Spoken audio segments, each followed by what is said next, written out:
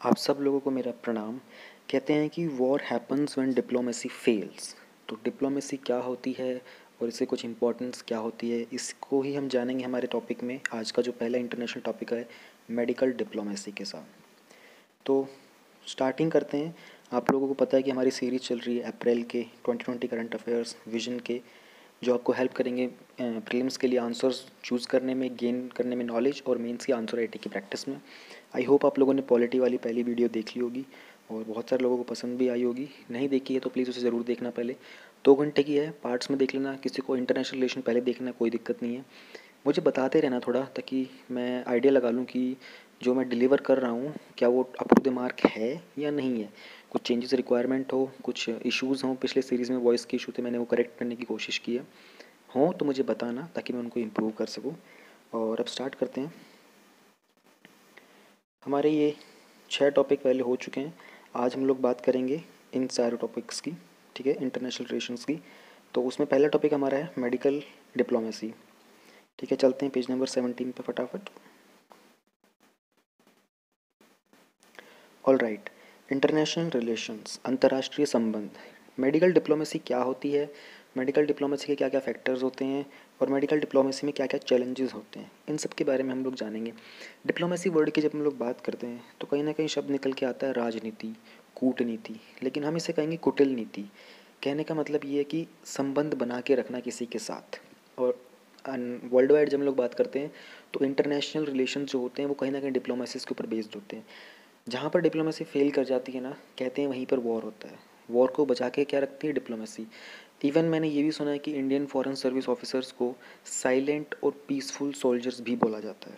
They are the one who takes the flag of peace talks into the other territory, और वहाँ से वो कोशिश करते हैं कि हमारे रिलेशंस इम्प्रूव रहें। और जस्ट इन केस अगर कोई कॉन्फ्लिक्ट अराइज होता है, कोई डिस्प्यूट अराइज होता है, तो those are the peoples who take care of everything.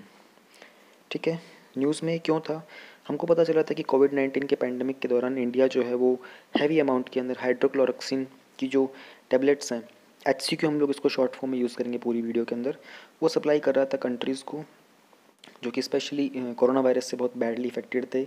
और कुछ नेबरहुड कंट्रीज़ भी थी। इसलिए इंडिया का एक बहुत ही मेजर रोल निकल के आता है ग्लोबल मेडिकल डिप्लोमेसी में। पैरासीटामोल आप लोगों को पता होगा, जनरली लोग फीवर में लेते हैं, इसको हम लोग शॉर्टकट में PCM भी बोलते हैं। ऑल राइट, और न्यूज़ में क्या क्या था, और न्यूज़ में ये था कि इंडिया ने जो हाइड्रोक्लोरोक्सिन HCQ का बैन था, एक्सपोर्ट का बैन, यानी कि बाहर भेजने के ऊपर बैन लगा दिया था बीच में, वो हटा दिया था 2 वीक बाद, क्योंकि बहुत सारी कंट्रीज़ की डिमांड आ रही थी। और कहीं ना कहीं ये देखा गया था, जैसे कि अगर बात करते हैं तो ये पता चला था कि ये एक एंटी मलेरियल ड्रग है HCQ, और 97 कंट्रीज़ जो थी उन्होंने इसकी परमिशन मांगी थी कि वो उसको इंपोर्ट करना चाहती हैं इंडिया से। इंडिया वर्ल्ड की 70% जो HCQ है वो इंडिया प्रोड्यूस करता है, और इंडिया ने एक्सपोर्ट किया $51 मिलियन का जो अमाउंट है फाइनेंशियल 19 में, पिछले साल $51 मिलियन का सेल किया था HCQ का। HCQ एंटी मलेरियल ड्रग है, और ये US की जो फूड और ड्रग्स एडमिनिस्ट्रेशन है ना, उन्होंने कुछ ऐसा, उनको ऐसा विश्वास था कि कुछ ट्रीटमेंट में ये हेल्प कर रही है HCQ जो है। और आज की डेट में जब मैं वीडियो रिकॉर्ड कर रहा हूँ तब भी न्यूज़ आ रही है कि HCQ कहीं ना कहीं बहुत हेल्प कर रही है। द लिस्ट ऑफ 97 कंट्रीज, ये जो 97 कंट्रीज जिन्होंने डिमांड की थी उसमें कुछ मेजर कंट्रीज जैसे US था, रशिया, फ्रांस, UK, इसके अलावा कुछ 20 कंट्रीज थी जो अफ्रीका की थी, और बहुत सारे इंडिया की इमीडिएट नेबर्स भी थे, जैसे नेपाल हो गया, मालदीव हो गया, एट्सेट्रा। HCQ सप्लाई करने के अलावा इंडिया अपनी डॉक्टर्स की टीम भी भेज रहा है, जैसे नेपाल भेजा था ताकि वो टेस्टिंग और ट्रीटमेंट में हेल्प कर सके कोरोना वायरस पेशेंट्स की। इंडिया क्लोजली काम कर रहा है मिडिल ईस्ट कंट्रीज़ के साथ भी इस पैंडमिक के दौरान। There has been online training organise for health care professionals in South Asia. Online training तो करनी पड़ेगी क्योंकि सब कुछ लॉकडाउन में है, तो वीडियो कॉन्फ्रेंसिंग के थ्रू पता चला कि डॉक्टर्स वगैरह को, नर्सेज़ को, और बाकी पैरामेडिकल वगैरह जो लोग होते हैं उन सबको ट्रीट किया जा रहा था, ट्रेन किया जा रहा था, सॉरी ट्रीट नहीं, train. There have been high-level contacts at regional and multilateral levels at the insistence of India. High level के कॉन्टैक्ट्स किए गए थे, जैसे कि जो वर्चुअल समिट हुआ था सार्क का कंट्रीज़ का, और एक सिमिलर मीट हुई थी G20 के लीडर्स की। देखो सार्क की जो 19 समिट थी ना, वो 2016 में होनी थी पाकिस्तान के अंदर, ठीक है, लेकिन वो हो नहीं पाई थी क्योंकि उस टाइम पे यूरी अटैक हुआ था। तो जनरली इंडिया, अफगानिस्तान, श्रीलंका वगैरह, नेपाल, इन्होंने उसको बॉयकॉट कर दिया था, तो वो हो नहीं पाई थी। 2020 का प्लान था कि वो इस्लामाबाद में होगी, लेकिन अभी तो हुई नहीं है। और वर्चुअली एक समिट तो क्या कहीं एक मीट हुआ था जिसमें प्रधानमंत्री मोदी जी ने एक फ़ंड क्रिएट करने की बात की थी। G20 की अगर हम लोग बात करते हैं तो 2019 की जो G20 की मीट हुई थी वो जापान में हुई थी, और 2020 यानी कि इस साल की जो G20 की मीट है वो प्लान्ड है कि वो नवंबर में होगी। कहाँ पर? सऊदी अरेबिया के रियाद में। लेट्स होप कि मीटिंग हो जाए। अब जानते हैं मेडिकल डिप्लोमेसी क्या होती है। अभी तो हम लोगों ने जाना कि न्यूज़ में इंडिया क्या कैसे परफॉर्म कर रहा है। अब हम थोड़ा सा देख लें कि मेडिकल डिप्लोमेसी क्या होती है। रिसेंट ईयर्स में health has become a strategic foreign policy, ठीक है, और एक डिप्लोमेटिक कंसर्न भी बन गया है बहुत सारी कंट्रीज़ के लिए और रीजन्स के लिए। मेडिकल डिप्लोमेसी एक इमर्जिंग फील्ड है जहाँ पर हम तो दो गोल्स के ऊपर फोकस करते हैं। पहली बात, ग्लोबल हेल्थ को इम्प्रूव करना, और दूसरा, इंटरनेशनल रिलेशंस को इम्प्रूव बेटर करना। It it is mainly A component of soft power. देखो सॉफ्ट पावर क्या होती है और हार्ड पावर क्या होती है। कि सॉफ्ट पावर यही होती है हम अपने कल्चरल टाइज मेंटेन करें, हम उनके साथ ट्रेड करें। हार्ड पावर क्या होगी? मिलिट्री अटैक हो जाता है, ठीक है, मिलिट्री से फोर्सफुली डील किया जाए, वो होते हैं हार्ड पावर। तो हेल्थ क्या है? हेल्थ भी एक सॉफ्ट पावर का कंपोनेंट है, ठीक है, which involve winning hearts and minds of people in countries by exporting medical care. आप वहाँ पे मेडिकल सपोर्ट भेजोगे तो वहाँ के लोगों को दिल जीतोगे क्योंकि उनको हेल्प मिली है। तो ये एक सॉफ्ट पावर होती है। This is how you win heart of people internationally. It is concerned not only with the economic effect of poor health on development of or pandemic outbreaks on the global market, but also the gain of the growing global market. ऐसा नहीं है कि आप pandemic के दौरान आप medicine वगैरह की हेल्प भेज रहे हो तो इसकी रिक्वायरमेंट ही है। ग्लोबली डिमांड भी है, इकोनॉमिकली डिमांड भी हो रही है मेडिसिन वगैरह की। People are this days becoming more aware, they are going more to the doctors for the treatment rather than depending on self with the treatment methods. इसी के साथ it also reinforces health एक as a social value and human right. देखो ये कितनी important बात है, ये आप किसी जगह लिख सकते हो ये वाली line. Health as a social value and human right supporting the United Nation sustainable development goals. UN के सस्टेनेबल डेवलपमेंट गोल्स कितने हैं? 17 हैं। यूएन कब बना था? 1945 में। यूएन के जनरल सेक्रेटरी कौन है? Antonio Guterres. कहाँ के रहने वाले हैं वो? पोर्तुगल के। All right. Sustainable development goals का टारगेट कितना है? 15 साल का, 2015 से 2030 तक का। इंडिया में सस्टेनेबल डेवलपमेंट गोल्स को कौन देख रहा है? नीति आयोग। नीति आयोग कब बना था? 2015 में। किसको रिप्लेस किया था? प्लानिंग कमीशन को। किसके अंडर आता है? मिनिस्ट्री ऑफ प्लानिंग के अंडर। चेयरपर्सन कौन है नीति आयोग का? प्रधानमंत्री। वाइस चेयरपर्सन कौन है? राजीव कुमार। सीईओ कौन है? अमिताभ कांत। काम कैसे करता है? बॉटम अप अप्रोच, BUA, बुआ। All right. देखो एक साथ में कितना कुछ पता चल जाता है ना रिवीजन में, तो आप लोग बस थोड़ा सपोर्ट करते रहा करो मुझे। तो नीचे बता दिया करो यार, इस तरह से अगर मैं एक्सप्लेनेशन करता हूँ तो आपको समझ में आ रहा है, पसंद आ रहा है, तो कि मेरा थोड़ा सा मोराल बूस्टअप है, मैं और ज़्यादा ऐसे आपको बताता हुआ चलूँ। फैक्टर्स क्या हैं जो कि इंडियन मेडिकल डिप्लोमेसी को ड्राइव करते हैं? देखो हमारा मेंस का क्वेश्चन, पिछले टॉपिक में हम लोगों ने पॉलिटी में ऐसे ही एक्सप्लेन किया था हर एक टॉपिक को। मेडिकल डिप्लोमेसी के बारे में अगर क्वेश्चन बन जाता है तो आप क्या बताओगे? आप न्यूज़ के बारे में एक लाइन लिख दो, आप इंट्रोडक्शन में लिख दो मेडिकल डिप्लोमेसी होती क्या है, वो आप यहाँ से लिख सकते हो, राइट। फिर आप बताओगे कि फैक्टर्स क्या क्या होते हैं मेडिकल डिप्लोमेसी के। फिर इसके बाद हम लोग बात करेंगे कि चैलेंजेस क्या है मेडिकल डिप्लोमेसी के। फिर हमारा वे फॉरवर्ड लास्ट में जो आ ही जाता है, ठीक है। तो अभी हम लोग हैं फैक्टर्स के ऊपर। ऑलराइट, डिस्कस करते हैं ग्लोबल प्रेजेंस, ठीक है। इंडिया एक स्ट्रॉन्ग और wide spread pharmaceutical presence create कर सकता है, ठीक है, वर्ल्ड वाइड, जिसमें US, वेस्टर्न यूरोप, जापान और ऑस्ट्रेलिया ऑलरेडी वहाँ पर है। इंडिया की एक हिस्ट्री है कि वो मेडिकल और फार्मास्यूटिकल सपोर्ट प्रोवाइड करता है पुअर नेशंस को, जैसे अफ्रीकन नेशंस को भी, ठीक है। लैटिन अमेरिका समझते हैं ना, जो अमेरिका है उसके नीचे कुछ कंट्रीज़ है, क्यूबा, मैक्सिको, अर्जेंटीना वगैरह, ये साउथ अमेरिकन कंट्रीज़ वगैरह हैं, ये लैटिन अमेरिका है, ठीक है। India is also involved in telemedicine initiative like e-आरोग्य भारती, e-आरोग्य भारती और e-विद्या भारती, EVAB, ये EVAB का एक कैंपेन था, ठीक है। ये विद्या भारती और आरोग्य भारती, ये मिनिस्ट्री ऑफ एक्सटर्नल अफेयर्स के जो मिनिस्टर हैं S जयशंकर जी, उन्होंने अक्टूबर 2019 में लॉन्च किया था। ऑलराइट, तो इसमें हम लोग उनको medical support, medical training provide करते हैं अफ्रीकन कंट्रीज़ को, उनको ऑनलाइन कोर्सेज देते हैं, उनको स्कॉलरशिप वगैरह के लिए ओपन करते हैं, ठीक है। इसके साथ ही नेक्स्ट है इसमें India is also involve in, नहीं ये वाला पॉइंट तो हो गया मेरा। नेक्स्ट है drug exports. All right, total size of the industry जो कि including drugs and medical devices approximately $43 billion का है, और एक्सपोर्ट्स हैं इसके अंदर जो खाली वो $20 बिलियन के हैं। जेनेरिक मेडिसिन जो है, India is the leading producer of generic medicine. देखो जेनेरिक मेडिसिन क्या होता है, एक सपोज एक ब्रांडेड मेडिसिन है ए, इसी की तरीके से एक दूसरी मेडिसिन है बी, उसमें सिमिलर इंग्रेडिएंट्स हैं, ठीक है, जस्ट द डिफरेंस इज कि ये ब्रांडेड नहीं है, तो इसको बोला जाता है जेनरिक मेडिसिन। सेम चीज़, सिमिलर कंपोनेंट है, सेम नहीं है, सिमिलर कंपोनेंट्स है, इम्पैक्ट भी सिमिलर ही होते हैं, कोई हार्मफुल साइड इफेक्ट नहीं होते। तो इंडिया जेनरिक मेडिसिन का लार्जेस्ट प्रोड्यूसर है।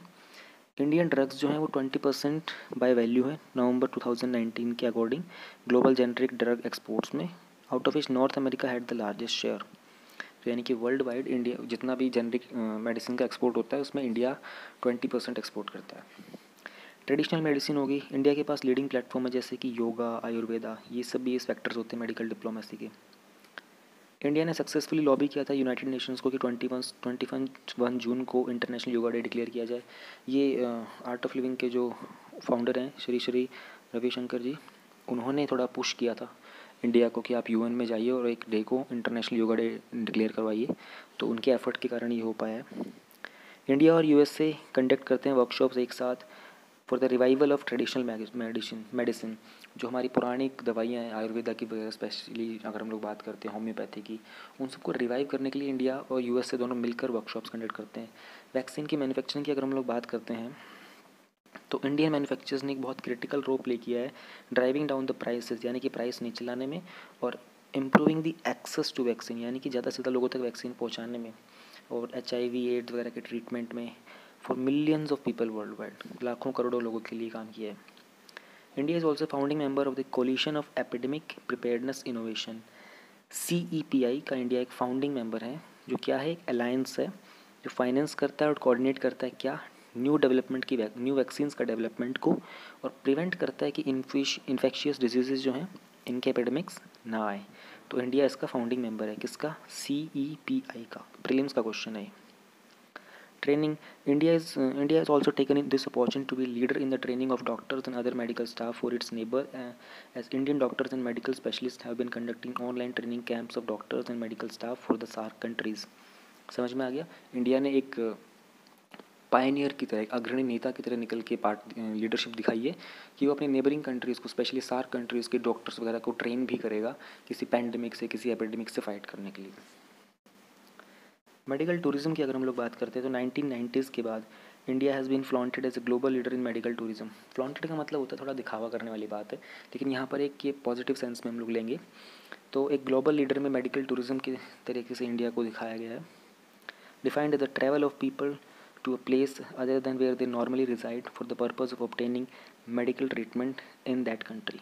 देखो, since 1990s, India has been flaunted as a global leader in medical tourism, defined as the travel of people to a place other than where they normally reside for the purpose of obtaining medical treatment in that country.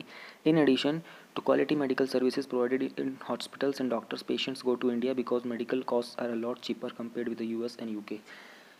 Medical tourism के मामले में ये बोला गया कि India में अगर जो मेडिसिन वगैरह थोड़ी चीप होती है, people generally from UK, US they travel to India in search of these medicine, in the need of these medicine. तो कहीं ना कहीं इंडिया को फ्लॉन्ट करके थोड़ा दिखावा किया गया कि India is also hub and A hot spot of medical tourism. अब जब इस तरह की बातें होंगी तो कुछ चैलेंजेस भी आएंगे। तो चैलेंजेस क्या होते हैं, फॉरेन रेगुलेशंस, सिंपल सी बात कर लेते हैं, इतना इसको पढ़ो मत, एक एग्जांपल देख लो। इंडियन मैन्युफैक्चरर्स को कंप्लाई करना पड़ता है US food and drug administration की गाइडलाइंस के थ्रू। रेगुलेशन का मतलब क्या होता है, protocols, rules, norms, acts, bodies, committees, सारे के सारे रेगुलेट करते हैं उसको। तो आप ओपन मार्केट में काम नहीं कर सकते हो, आपको परमिशन लेनी पड़ेगी आपको, ठीक है, इसे बोलते हैं रेगुलेशन। तो फॉरेन रेगुलेशंस के बहुत सारे चैलेंजेस आ जाते हैं बीच में। इंटेलेक्चुअल प्रॉपर्टी राइट्स की अगर हम बात करते हैं तो एक वाइटल फैसेट होता है, फैसेट का मतलब एक पहलू है ये, ठीक है, वाइटल मतलब बहुत इंपॉर्टेंट पहलू है कि जो that face health practitioners as one of the main issues where the health and foreign policy intersect। देखो पहले ही पढ़ते हैं ट्रिप्स एग्रीमेंट। ट्रिप्स एग्रीमेंट मैं आपको एक बार बता देता हूँ, ये एक ट्रेड रिलेटेड, इसकी फुल फॉर्म होती है trade related aspect of intellectual property rights. ये एक इंटरनेशनल लीगल एग्रीमेंट है जो कि सारे के सारे मेंबर्स हैं ना, मेंबर नेशंस WTO की, उनका ये अलाउ क्या करता है, substantial flexibility towards the protection of public health. Section 3D है इसका जो पेटेंट्स एक्ट का, वो प्रोहिबिट करता है evergreening which is the practice of foreign pharmaceutical companies to extend their patent terms by making small trivial changes to existing medicine and thereby preventing entry of generic drugs. Generic drugs को generally रोकने की कोशिश की जाती है कि क्योंकि लोग क्या करते हैं उसके अंदर माइनर चेंजेस करके उसको पेटेंट करा लेते हैं और उसको ब्रांडिंग करने की कोशिश करते हैं, ठीक है, जबकि वो ओरिजिनल नहीं होती है। तो ट्रिप्स का जो ये एग्रीमेंट है सेक्शन 3D का, ये उसको प्रोटेक्ट करता है। तो कहीं ना कहीं जेनरिक मेडिसिन का जो सेल होता है वो हैम्पर होता है। ऑल राइट, यहाँ पर हमने बात की थी इंटेलेक्चुअल प्रॉपर्टी राइट की। अब हम बात करते हैं active pharmaceutical ingredients, API। Active pharmaceutical ingredients वो इंग्रेडिएंट्स जिनकी हेल्प से मेडिसिन वैक्सीन बनाई जाती है। तो इंडिया के पास इनकी थोड़ी कमी है, क्योंकि इंडिया बहुत हद तक ये चीज़ें 70% इंडिया जो है इसको इम्पोर्ट करता है चाइना से, ठीक है। Lack of support of infrastructure, हमारे यहाँ पर सिर्फ 3.5% GDP का है कि हम लोग इन्वेस्ट करते हैं इसमें हेल्थ के अंदर। तो हमें थोड़ा इंक्रीज़ करना चाहिए, जिसमें प्राइवेट इन्वेस्टमेंट ऑलरेडी इंक्लूडेड है 3.5 के अंदर ही, तो ये काफ़ी कम है। हमारा जो मिलिट्री का जो डिफेंस का जो बजट है वो 2 पॉइंट से के आसपास है। तो कंपेरेटिवली हमारा जो हेल्थ के अंदर आई थिंक 5-6% तो होना ही चाहिए GDP का, स्पेशली अगर हम लोग इंफ्रास्ट्रक्चर को इम्प्रूव करना चाहते हैं तो। Generic infrastructure does not satisfy the tourist, हाँ ऑब्वियस सी बात है, इंफ्रास्ट्रक्चर से टूरिस्ट सेटिस्फाई नहीं होंगे हमारे इंडिया में, कोई दिक्कत नहीं है, हम लोग उस पर काम करेंगे। तो ये चैलेंजेस थे सारे के सारे, क्या क्या थे दोबारा एक बार हल्का सा देख लें इसको।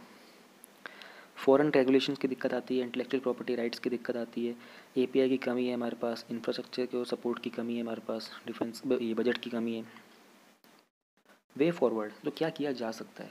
जो ओवरसीज़ इंडियंस है, जो इंडियंस हैं लेकिन बाहर जाके बस गए हैं, उन्होंने अपने आप को डिस्टिंग्विश कर लिया in the field of medicine और health care in the countries जहाँ वो रहते हैं।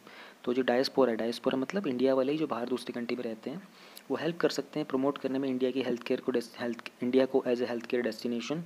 वो इफेक्टिवली कंट्रीब्यूट कर सकते हैं in the expansion and growth of pharmaceutical industry. Individual service provider of medical tourism, they must locate their niche segments. कुछ लोग ना इसको नीचे पढ़ लेते हैं, नीच को, एंड नीश होता है ये। तो नीश सेगमेंट्स का मतलब क्या होता है, an area of market where there is a particular requirement, ठीक है, एरिया ऑफ मार्केट जहाँ पर्टिकुलर रिक्वायरमेंट है, स्पेसिफिक रिक्वायरमेंट है, वहाँ पर market their services according to the engaging in a long term with targeted countries communities. जहाँ पर requirement है ना उनको टारगेट करके वहाँ से रिलेशंस बनाए जाएँ। तो ये मेडिकल डिप्लोमेसी के अंदर एक वे फॉरवर्ड किया जा सकता है। India needs to invest phenomenally high amounts in API।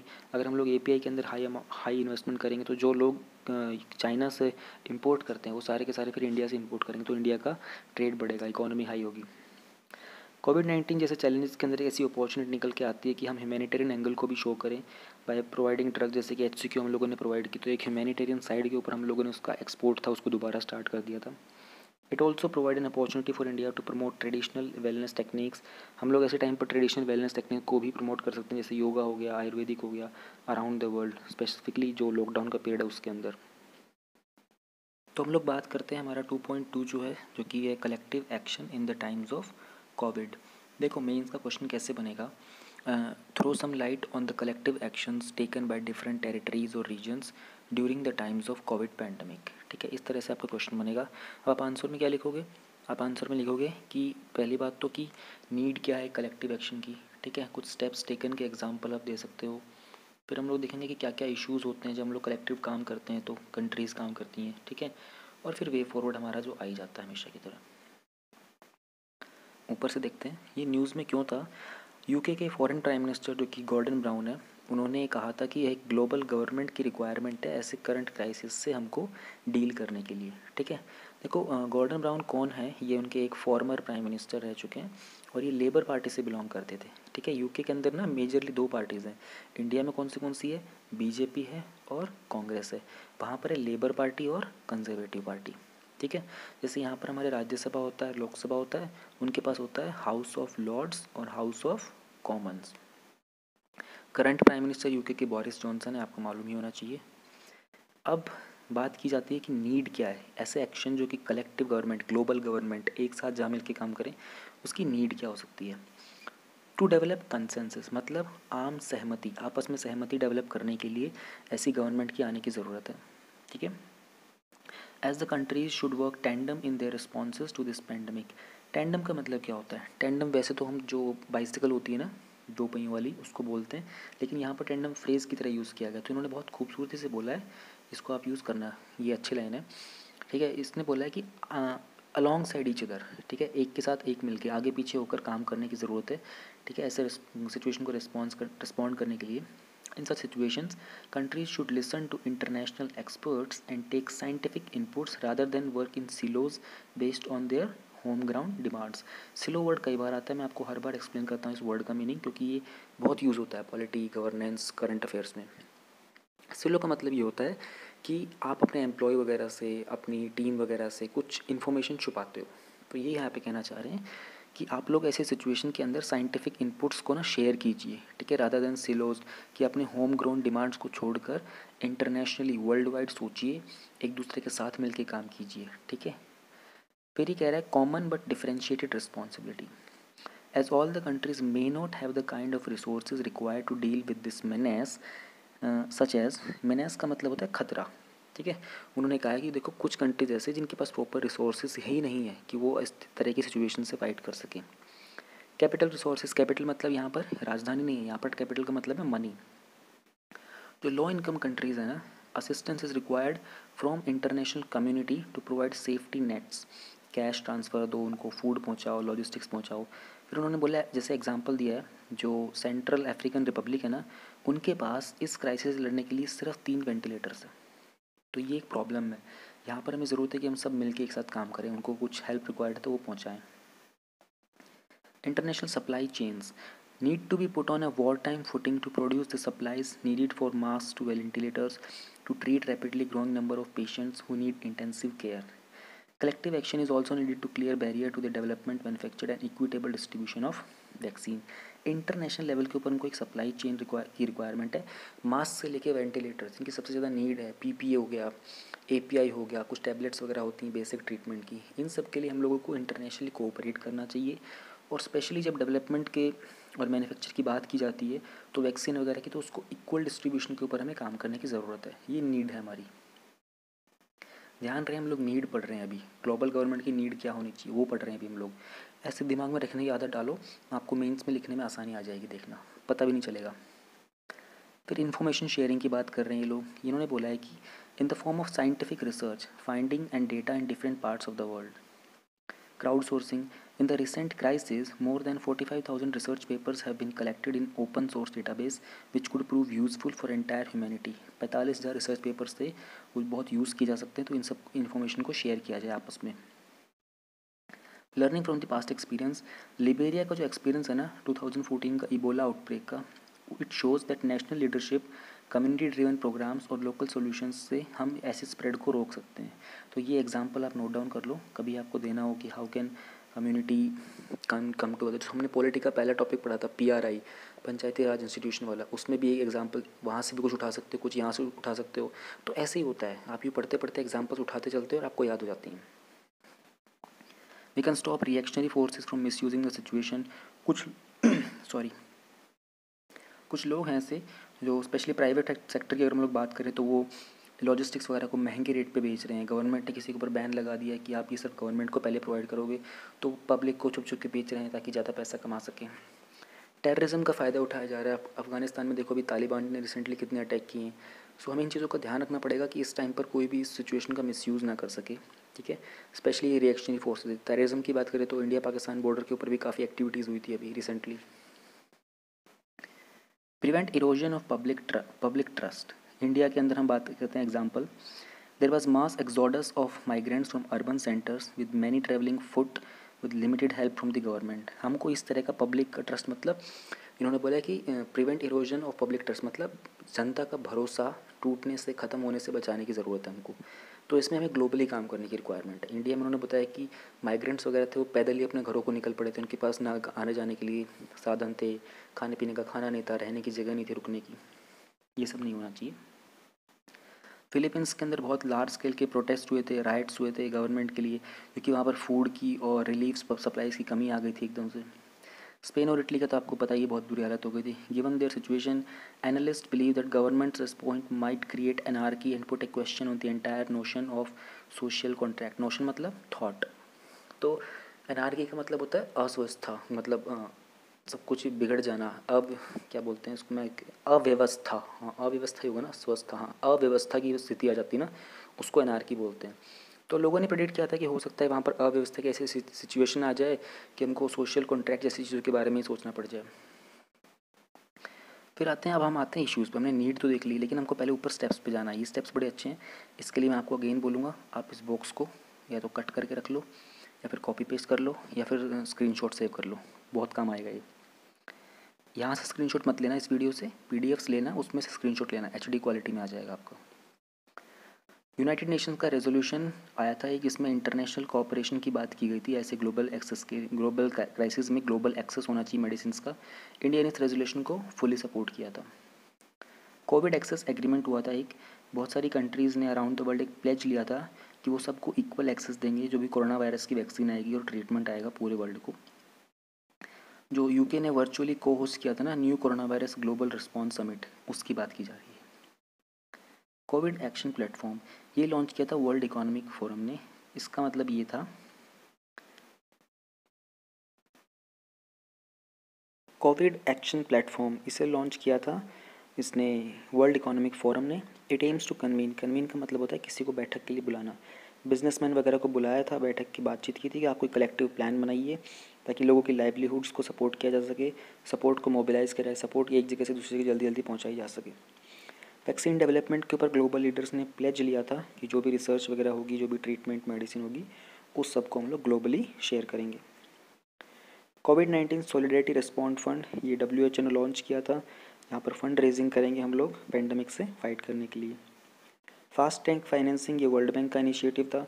उन्होंने कहा था कि वो उन कंट्रीज़ को सपोर्ट करेंगे जहाँ पर उनको रिक्वायरमेंट है, ताकि कोविड-19 से वाइड रेंज के कॉन्सिक्वेंसेज जो भी होंगे कोविड-19 के बाद, उनसे भी फाइट किया जा सके। लास्ट है हमारा अलायंस फॉर मल्टीलेटरलिज्म। मल्टीलेटरलिज्म मतलब मल्टीपल साइड्स, ठीक है, मोर देन 2 साइड्स। तो ये इस पर इंडिया ने पार्टिसिपेट किया था वर्चुअली, यानी कि वीडियो कॉन्फ्रेंसिंग से। कोविड-19 से फाइट करने की समिट थी, और ये इसने फ्रांस और जर्मनी ने लॉन्च किया था 2019 में। नहीं, 2019 में ही नहीं था ये, पहले था ये, ठीक है। तो ये इनफॉर्मल नेटवर्क है कंट्रीज़ का। हाँ, इसमें होता क्या है ना, देखो, जर्मनी ने इसको इनिशिएट किया था कि वो इंटरनेशनल कोऑपरेशन के ऊपर बात करेंगे, ठीक है। तो ये क्या करते हैं, ये ग्लोबल इश्यूज़ को टैकल करते हैं, जैसे डिसआर्मामेंट हो गया, हथियार बंद करवाने वाले मुद्दा हो गया, डिजिटलाइजेशन हो गया, क्लाइमेट चेंज हो गया। बट ये इनफॉर्मल सा ग्रुप है, लूज़ कंट्रीज़ का एक ग्रुप है। अब हम लोग चलते हैं इश्यूज़ के ऊपर। हम लोगों ने क्या क्या चीज़ें कर ली, नीड्स हमने कर लिया, स्टेप्स टेकन कर लिए। अब हम इश्यूज़ पे बात करते हैं। इंक्रीजिंग प्रोटेक्शनिज्म एंड नेशनलिज्म, दो चीज़ों को ध्यान से समझ लेना, बहुत बार ये वर्ड कॉमनली यूज़ होगा, मीनिंग समझ में नहीं आएगा अदरवाइज। प्रोटेक्शनिज्म क्या होता है, देखो, जैसे अभी RCEP को इंडिया ने साइन नहीं किया, ये किस चीज़ का सिंबल है, ये प्रोटेक्शनिज्म का सिंबल है। क्यों? इंडिया एक इंटरनेशनल ग्लोबल एफर्ट में कंट्रीब्यूट नहीं कर रहा है। इंडिया को डर है कि चाइना उसका मार्केट डम कर देगा, तो इंडिया प्रोटेक्शनिज्म कर रहा है, अपनी कंट्री को प्रोटेक्ट करने के लिए किसी इंटरनेशनल अलायंस का पार्ट बनने से रुक रहा है। तो वो बोल रहे हैं कि प्रोटेक्शनिज्म बढ़ता जा रहा है, हर कंट्रीज़ अपना सेल्फ इंटरेस्ट देख रही हैं, नेशनल इंटरेस्ट पर ध्यान दे रही हैं। ये कहीं ना कहीं एक ग्लोबल गवर्नमेंट बनने में एक हिंड्रेंस है, एक ऑब्स्टिकल है। और ऐसे क्राइसिस के अंदर हमको ज़रूरत है कि हम प्रोटेक्शनिज्म को साइड में रखें और ओपन कोऑपरेशन के साथ सामने आए, at the cost of human intervention required for the larger international community. Global trade alert project क्या है, ये देखो, जो 2009 का फाइनेंशियल क्राइसिस हुआ था ना, उसके बाद ये उभर के आया था। इस प्रोजेक्ट में जनरली ये लोग ये बताते हैं कि कौन सी कंट्री क्या स्टेप ले रही है टैरिफ वगैरह लगाने के लिए, या फिर अपनी कंट्री में ट्रेड वगैरह को एक्सेलरेट करने के लिए, ब्लॉक करने के लिए। इसकी जो भी प्रोजेक्ट की रिपोर्ट वगैरह होती हैं, वो सब कंट्रीज़ अच्छे अच्छे, जैसे UN वगैरह हो गया, G20 ग्रुप्स हो गए, ये लोग इस रिपोर्ट को यूज़ करते हैं ताकि वो अच्छे एनालिसिस कर सकें, अच्छी प्लानिंग कर सकें। तो ये वो प्रोजेक्ट होता है। एटलीस्ट 69 कंट्रीज़ ने बैन किया है रेस्ट्रिक्टेड और export of protective equipment, medical devices और मेडिसिन। अब इसने रिपोर्ट बनाई थी, उसकी रिपोर्ट के अकॉर्डिंग 69 कंट्रीज़ ने कुछ चीज़ें बैन कर दी हैं। तो ग्लोबल गवर्नमेंट बनने में थोड़ी सी ऑब्स्ट्रक्शन हो गई ना।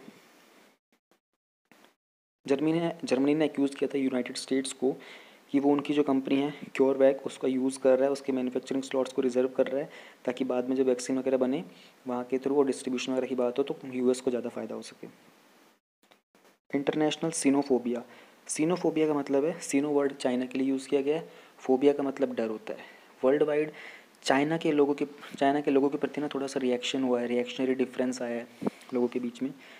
There have been xenophobic reactions for some parts of the world. Xenophobic का मतलब होता है, xeno means stranger, foreigner, new somebody, ठीक है। तो लोगों का चाइनीज़ पीपल के प्रति एक डिफरेंट बिहेवियर डेवलप हो गया है, ठीक है। फोबिया सा हो गया है कि यार ये लोग तो पता नहीं बेकार लोग होते हैं, ये बार बार बीमारियाँ फैलाते रहते हैं, ट्रेड के अंदर ये लोग इतना पंगा करते हैं। ये कंट्री में वर्ल्ड वाइड एक डेवलप हो गया जो कि नहीं होना चाहिए, ठीक है। कोविड-19 ने इनिशिएट किया एक न्यू स्ट्रिंग यूएस चाइना का। इनका ट्रेड वॉर तो पहले चल ही रहा था, अब ये नया मुद्दा इनका स्टार्ट हो गया। US is blaming again and again China for this. There have been calls to ban Chinese people temporary from Australia. अब लोगों ने बात की थी लेकिन ऐसा होगा तो नहीं ना। Role for international institution such as WHO को अक्यूज़ किया जा रहा है कि वो जो है थोड़ा सा सॉफ्ट साइड ले रहा है चाइना की, उनके प्रति अच्छे से स्ट्रिक्टली डिसीजन नहीं ले पा रहा है। यूएन के सिक्योरिटी काउंसिल के अंदर एक स्पेशल सेशन कन्वीन किया गया था। कन्वीन वर्ड फिर से आ गया, मतलब समझ गए ना, बैठक बुलाई गई थी जो कि इनकन्क्लूसिवली कुछ डिसीजन पे पहुंच नहीं पाए। मुद्दे की बात की थी लेकिन कुछ डिसीजन पे नहीं पहुंच पाए। फॉल्ट लाइन्स इन मल्टीलेटरलिज्म मतलब multiple sides, more than two. Experts are of the view that COVID-19, rather than bringing countries close, has resulted in reverse migration, decoupled supply chains, marginalized multilateral institutions such as G20.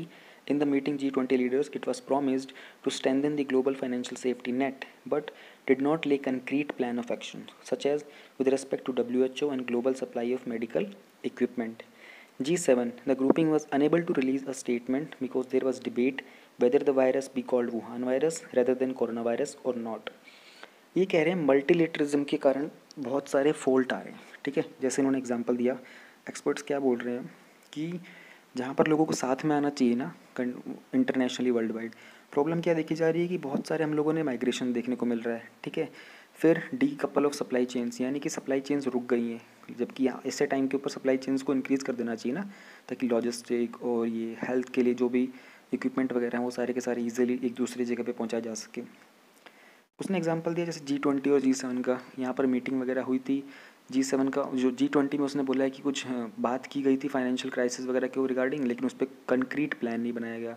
G7 के बारे में बोल रहा है कि debate इसी बात पर टक्की रह गई कि उसको वुहान वायरस बोलना चाहिए, कोरोना वायरस बोलना चाहिए। अब हम आ जाते हैं वे फॉरवर्ड के ऊपर। हमने दो चीज़ें कर ली हैं, तीन चीज़ें कर ली, नीड कर लिया और कंट्रीब्यूशन कर लिया और इश्यूज़ कर लिए। अब हमारा जो मेंस का आंसर है वो ख़त्म होने वाला है। हम क्या बात करेंगे, वे फॉरवर्ड की, ठीक है, इतना सही है। हाँ,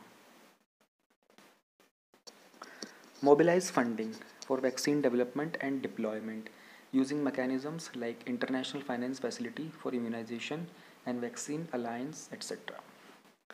गैवी के बारे में तो हम लोग शायद पिछले टॉपिक में भी बात कर चुके हैं। हाँ, तो इन्होंने कहा है कि देखो एक और पहले सारे पढ़ लेते हैं। As per the coalition for epidemics preparedness innovation CEPI, there is a need to mobilise 2 billion to make 3 COVID-19 vaccines available to the point at which they can be mass manufactured and deployed. Government must use innovative finance mechanisms such as vaccine bonds and advance market commitments AMCs. A bond structure backed by high income countries would allow money to be raised in the capital markets, and AMC जो कि होता है advance market commitment, legally binding agreement होता है for an amount of funds to subsidise the purchase at a given price और an as yet unavailable vaccine against a specific disease causing high morbidity and mortality in developing countries.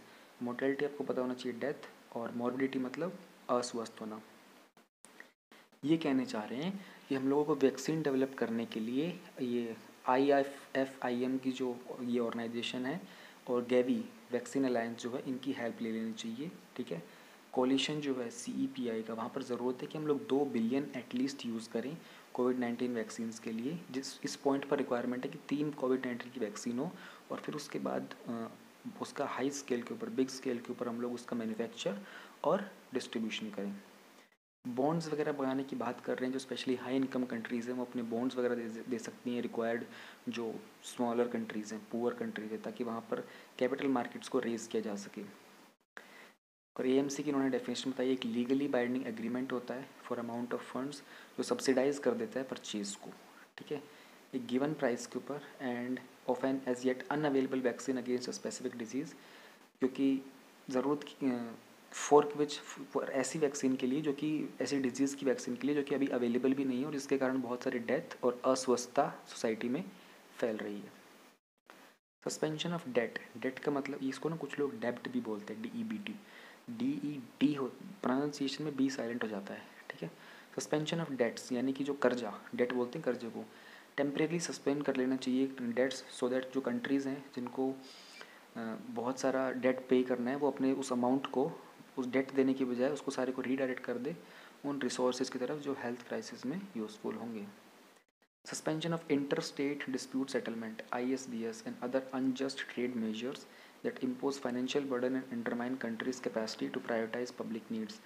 ये कह रहा है कि interstate dispute settlement को थोड़ी देर के लिए सस्पेंड कर दो, जो कि अनजस्ट, यानी कि अनजस्ट का मतलब ट्रेड में अनजस्ट जो ट्रेड मेजर्स होते हैं जिसके कारण बहुत सारा फाइनेंशियल बर्डन आ जाता है, बोझ आ जाता है कंट्रीज़ के ऊपर, और कंट्री की जो कैपेसिटी होती है पब्लिक नीड्स की उसको प्रायोरिटाइज करने में दिक्कत कर देता है, उसको पूरे को सस्पेंड कर दिया जाए कुछ देर तक। Ending all economic sanctions that disproportionately affect poor people in countries like Iran and Venezuela. Economic sanction जैसे यूएस ने बहुत सारे लगा रखे हैं तो इनको हटा दिया जाए ताकि इन कंट्रीज़ को फंड वगैरह लेने में आसानी हो जाए और ये अपनी पब्लिक हेल्थ की जो नीड्स हैं उनको फुलफ़िल कर पाएँ। Build a new global economic order. This crisis presents an opportunity to correct the injustice present in the global order। तो क्राइसिस के साथ हमेशा अपॉर्चुनिटीज़ आती हैं, ये तो पता ही होता है। तो ये कहना चाह रहा है कि इंटरनेशनल कम्युनिटी को ना ऐसे सिस्टम बनाने की ज़रूरत है कि इमरजेंसी के टाइम पर आप अपनी प्रेजेंट सिचुएशन को एनालाइज करो ध्यान से, तो आपको अपनी सारी कमियाँ दिख जाएंगी। Then you can come up with a better system, better functioning to help the public, to increase international cooperation etcetera etcetera etcetera. 2.3 में हम लोग बात करेंगे role of WHO, World Health Organization का रोल क्या है, जनरल रोल क्या है और कोविड-19 के पैंडमिक में इनका रोल क्या है। अभी रिसेंटली न्यूज़ में क्या था कि बहुत सारे एलिगेशंस यानी कि इल्ज़ाम लगाए जा रहे थे कि जिस तरीके से WHO इस कोविड-19 के पैंडमिक को हैंडल कर रहा है ना उसके अंदर, और जिस तरीके से चाइना का इन्फ्लुएंस है WHO के ऊपर, इस ऑर्गेनाइजेशन के ऊपर, तो उसी के रिगार्डिंग बहुत सारे क्वेश्चंस जो थे वो रेज़ किए गए थे। तो एज्यूम करके चलो कि आपका मेंस का क्वेश्चन आया है कि discuss about the role of WHO during the कोविड-19 पेंडेमिक। तो हम लोग स्टार्ट करेंगे अबाउट से। हम लोग वर्ल्ड हेल्थ ऑर्गेनाइजेशन के बारे में हल्का सा इंट्रोडक्शन देंगे, जैसे कि इसका ओरिजिन जो था वो 1948 में हुआ था और ये यूनाइटेड नेशन की एक स्पेशल एजेंसी है। Potential for spread of diseases, देखो ग्लोबलाइजेशन, मोबिलिटी मतलब movement from here to there, और अर्बनाइजेशन, ठीक है, इन तीनों के कारण क्या होता है कि डिजीज़ का स्प्रेड भी फास्ट होता है, क्योंकि आप मोबिलिटी कर रहे हो और ग्लोबलाइजेशन कर रहे हो तो डिजीज़ का स्प्रेड भी फास्ट होता है। इसलिए हमें ज़रूरत थी, हमें नीड थी कि हमें एक ग्लोबल इंस्टीट्यूशन बनाएं जो कि हेल्थ कोऑपरेशन के लिए काम करेगा, तब हम लोगों ने WHO बनाया था, ठीक है। इसका थोड़ा सा स्ट्रक्चर देख लेते हैं। इसके अंदर 3 विंग्स होते हैं मेन, WHA, एग्जीक्यूटिव बोर्ड और सेक्रेटेरिएट। WHO की बिल्कुल अभी रिसेंटली एक मीटिंग हुई थी, आप लोगों को उसका अपडेट पता ही होगा, कभी मे भी दोबारा आगे न्यूज़ में भी आएगी तो एक्सप्लेन भी कर दूंगा, लेकिन मैंने उसमें की थी, क्या कहते हैं जो वो आते हैं ना इनसाइट वाले जो डेली न्यूज़ आ रहे हैं उसमें मैंने एक्सप्लेन कर दी थी। इनसाइट के मंथली में भी वो आएगी तो आप लोग उसको ज़रूर करिएगा। ये सुप्रीम डिसीजन मेकिंग बॉडी होती है, ठीक है, इसमें हर एक कंट्री के मेंबर्स होते हैं। फिर आता है एग्जीक्यूटिव बोर्ड। इंडिया, आज जब मैं वीडियो रिकॉर्ड कर रहा हूँ तो आज की डेट में इंडिया को इसकी चेयरमैनशिप मिली है एग्जीक्यूटिव बोर्ड की, ठीक है। ये टेक्निकल एक्सपर्ट्स होते हैं सारे के सारे, जो WHO वर्ल्ड हेल्थ असेंबली के जो भी डिसीजंस होते हैं ना उसके इम्प्लीमेंटेशन को देखते हैं। फिर आता है हमारा सेक्रेटेरिएट, इसके हेड होते हैं डायरेक्टर जनरल, जिनका फंक्शन होता है कि वो WHO के जो एडमिनिस्ट्रेटिव और टेक्निकल ऑर्गन होते हैं ना उन सब की रिस्पॉन्सिबिलिटी इनके पास होती है। फिर हम बात करते हैं फंडिंग कैसे होती है WHO की। WHO की फंडिंग 2 तरीके से होती है, पहली होती है असिस्ट, दूसरी होती है वॉलंटरी। वॉलंटरी तो आप नाम से समझ जाओगे कि जिस अपनी इच्छा से लोग देते हैं, NGO वगैरह हो गए, कुछ मेंबर स्टेट्स हो गए, इंडिविजुअल भी दे सकते हैं, UN की बाकी एजेंसीज भी दे सकती हैं, प्राइवेट कंपनीज भी दे सकती हैं। एक होता है असिस्ट, असिस्ट का मतलब होता है जो कंट्री जिसके मेंबर है ना वो सारे के सारे डिपेंडिंग अपॉन कि उनका GNP, ग्रोस नेशनल प्रोडक्ट, और उनकी पॉपुलेशन कितनी है उसके हिसाब से कुछ डिविजन्स कर रखे होते हैं, वो एक फिक्स अमाउंट जो भी उनका होता है इसके अकॉर्डिंग वो देते हैं। तो इसमें हाईएस्ट जो है वो US की फंडिंग होती है, ठीक है। US को जो है WHO का लार्जेस्ट कंट्रीब्यूटर है, उसने 2019 में असेस्ड प्लस वॉलंटरी दोनों मिलाकर $893 मिलियन पे किया था। अब इसकी अथॉरिटी क्या होती है, थोड़ा सा उसके बारे में जान लेते हैं। IHR जो होता है ना, IHR होता है इंटरनेशनल हेल्थ रेगुलेशन, ये 2005 में बनता है, इसके बारे में भी जानेंगे हम लोग।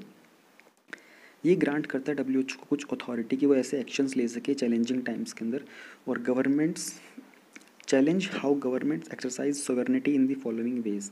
सोवरेनिटी आपको पता होना चाहिए, अगर हिंदी में बात करें, एक जनरल जो मीनिंग होता है सोवरेनिटी का वो होता है कि countries control over its own government, ठीक है, और संप्रभुता बोलते हैं। संप्रभुता वर्ड आपको क्यों पता होना चाहिए, देखो ऐसे में जब आप लिखते हो ना कहीं पर, तो आप रादर देन राइटिंग हिंदी में ऐसे संप्रभुता, आप कहीं पर इस तरीके से लिख दो इटैलिक में SAMPRABHUT, ये आपकी क्रिएटिविटी शो करेगा। बहुत ज़्यादा क्रिएटिविटी भी नहीं चाहिए होती है, बहुत नॉर्मल चाहिए होती है, क्या पता कहीं यूज़ कर दो, तो it's a good thing to know कि हिंदी में इसका मीनिंग क्या होता है। प्लस इंटरव्यू के लिए क्या पता कभी पूछ लिया जाए। आगे क्या बात कर रहे थे हम लोग, हालांकि लैंग्वेज के ऊपर कुछ ऐसे खास पॉइंट्स नहीं होते, मार्क नहीं होते, बट ये एडिशनल चीज़ें हैं, जनरल अवेयरनेस की चीज़, जनरल साइंस नहीं है, जनरल अवेयरनेस है, तो पता होना चाहिए आपको। WHO जो है डिजीज़ के रिलेटेड इवेंट की जो इन्फॉर्मेशन है वो नॉन गवर्नमेंटल सोर्स से भी कलेक्ट कर सकता है, उसको वेरीफाई कर सकता है गवर्नमेंट के थ्रू, और उसमें इफ़ नेसेसरी उसी इन्फॉर्मेशन को बाकी कंट्रीज़ के साथ शेयर कर सकता है। WHO के जो डायरेक्टर जनरल होते हैं, WHO के जो डायरेक्टर जनरल होते हैं ना, उनके पास ये अथॉरिटी होती है कि वो किसी भी मतलब सिचुएशन को पब्लिक हेल्थ इमरजेंसी डिक्लेयर कर सकते हैं ऑफ इंटरनेशनल कंसर्न, अगर जहाँ पर उसका आउटब्रेक हुआ है वहाँ से ऑब्जेक्शन हो तो भी। जैसे चाइना में अगर आउटब्रेक हुआ है, चाइना ऑब्जेक्ट कर रहा है कि नहीं इसको पब्लिक हेल्थ इमरजेंसी डिक्लेयर मत करो, लेकिन WHO के डायरेक्टर जनरल के पास ये पावर होती है, अगर उनको लग रहा है बेस्ड ऑन द एविडेंस तो वो डिक्लेयर कर सकते हैं। WHO के पास अथॉरिटी होती है to reinforce the requirement that a state party shall provide the scientific and public health justification for trade or travel restrictions that do not conform to WHO recommendations or accepted disease control measures। अगर कोई recommendation दिया WHO ने कोई country को travel और trade के regarding, अगर वो कंट्री जो है ट्रैवल और ट्रेड के रिगार्डिंग वो जो रिकमेंडेशंस उनको इम्प्लीमेंट या तो कर नहीं पा रहा है, ठीक है, एबल नहीं है, या फिर गलत तरीके से कर रहे हैं, तो WHO के पास अथॉरिटी होती है कि वो जो भी रिक्वायरमेंट है उसके लिए रीइंफोर्स कर सकता है उसको। IHR requires state parties to protect human rights when managing disease events which are led by WHO।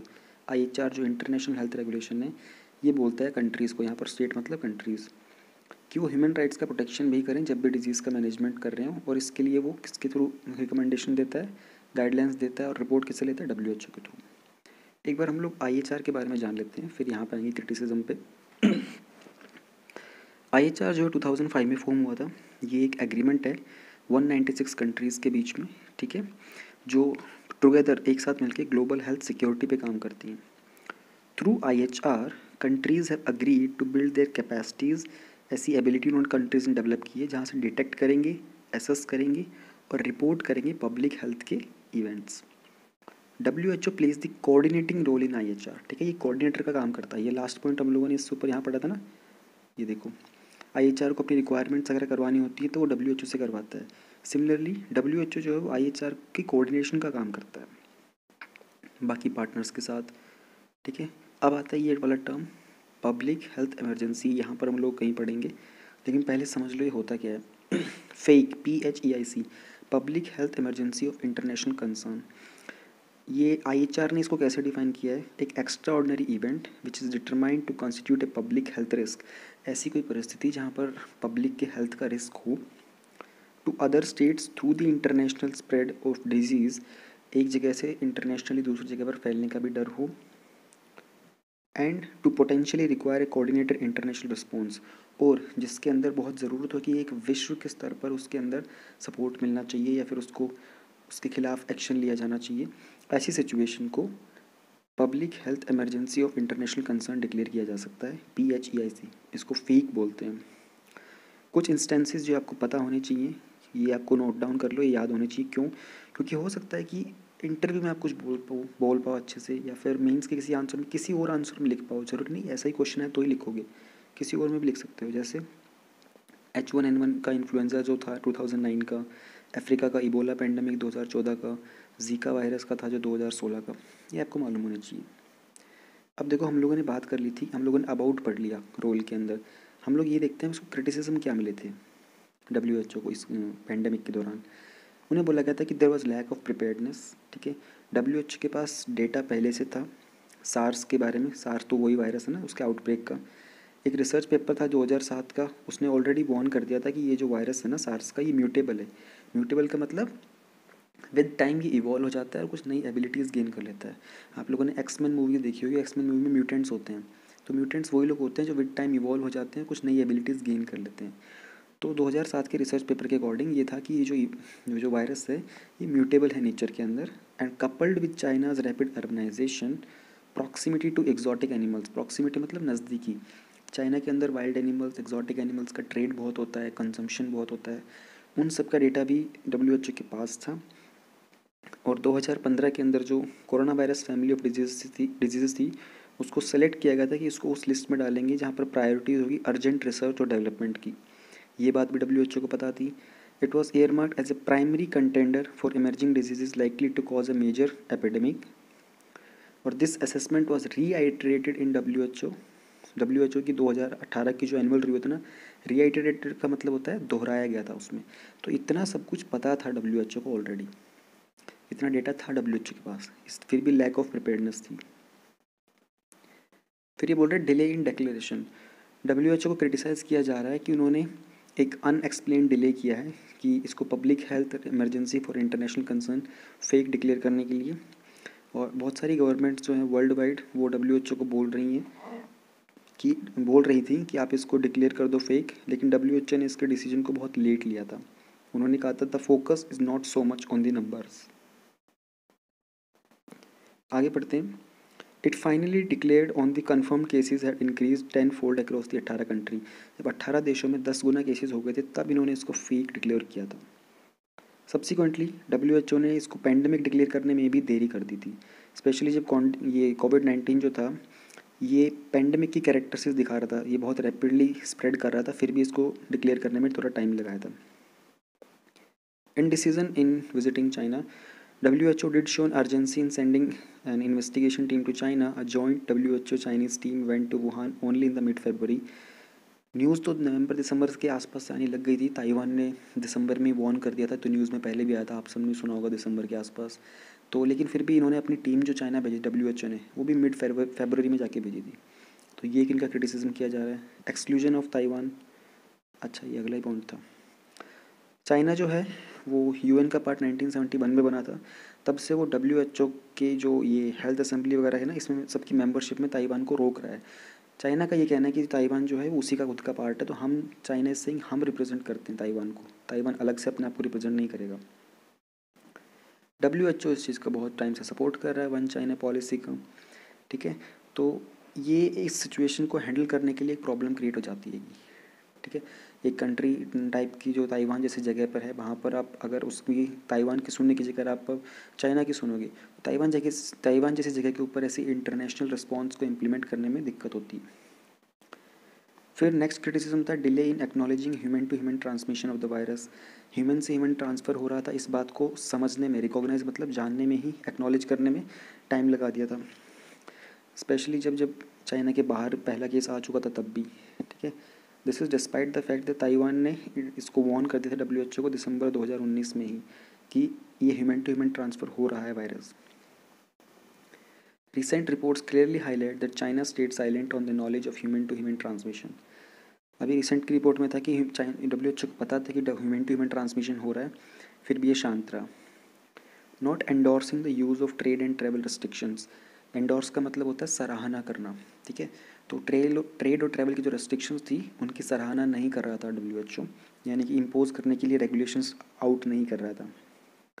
Explosion of travel restrictions that countries implemented to counter COVID-19 promoted arguments that these restrictions violated the IHR, violations that the WHO did not probe despite having authority to do so. ये जो violations थी इन सब को WHO को probe करना था क्योंकि authority इसकी थी, ठीक है, लेकिन WHO नहीं कर रहा था। रादर WHO अर्ज कर रहा था इंटरनेशनल कम्युनिटी को कि ये जो फियर और स्टिग्मा मैंने आपको पहले एक बार बताया भी था, लेकिन अभी दोबारा बता देता हूँ। ये जो फियर और स्टिग्मा है ना ट्रैवल रेस्ट्रिक्शंस का, ये ना फैलाएं कि ऐसा कुछ है नहीं, इतना खतरनाक नहीं है। स्टिग्मा का मतलब क्या होता है ना, स्टिग्मा एक तरह का एक बैड फीलिंग होती है, एक अंडरस्टैंडिंग होती है कि आप किसी के ऊपर दूसरे के ऊपर इल्ज़ाम लगा देते हो, ठीक है, बोलते हो कि हम सही हैं और ये जो दूसरे लोग हैं ना ये हमारे ऊपर कुछ गलत फैला रहे हैं, हमारे को कुछ गलत इन्फॉर्मेशन दे रहे हैं। जैसे ट्राइबल एरिया के जो लोग होते हैं वो बाकी पॉपुलेशन के साथ मिलते जुलते नहीं है, तो दे हैव अ स्टिग्मा कि ये जो बाकी जो लोग हैं ना बाहर के, ये लोग हमारी ज़िंदगी को ख़त्म कर देंगे, हमारे ट्रेडिशन को ख़त्म कर देंगे। This is stigma. फियर के काइंड ऑफ फियर होता है, बट इसमें ब्लेम किया जाता है सामने वाले के ऊपर, एक लांछन लगाया जाता है कि ये लोग जो हैं इसका नुकसान पहुंचा देंगे। तो ऐसा स्टिग्मा वगैरह था ट्रैवल रेस्ट्रिक्शंस के रिगार्डिंग।